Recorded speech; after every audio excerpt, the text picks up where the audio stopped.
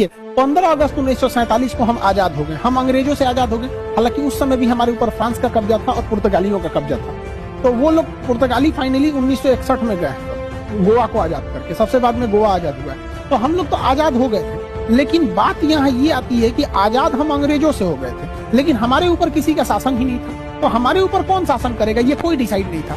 इसलिए 15 अगस्त 1947 को हम आजाद हो गए थे, इसलिए उस दिन हम आजादी दिवस इंडिपेंडेंट डे मनाते हैं। लेकिन हम लोग के ऊपर अंग्रेज कहे थे कि हम आपको फाइनली छोड़ के तभी जाएंगे जब आप संविधान बना लेंगे तब।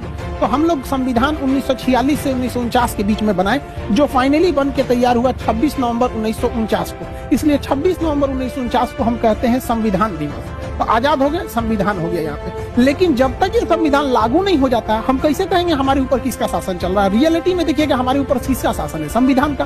सुप्रीम कोर्ट, प्रधानमंत्री, राष्ट्रपति, नीचे से ऊपर तक सब संविधान के अधीन काम करते हैं। तो संविधान बन गया था, लेकिन लागू ही नहीं हुआ था। इसे 2 महीना बाद लागू किया गया। 26 नवंबर 1949 से 2 महीना जोड़ेंगे तो वो 26 जनवरी 1950 हो जाएगा। जिस दिन संविधान लागू हुआ उस दिन हम लोग मनाते हैं रिपब्लिक डे। और रिपब्लिक डे का मतलब होता है भारत एक रिपब्लिक है, अर्थात यहाँ के राष्ट्रपति जो है वो खानदानी नहीं होंगे, वंशानुगत नहीं होंगे, बल्कि चुन के आएंगे। राष्ट्रपति और प्रधानमंत्री हम लोग के यहाँ चुन के आते हैं।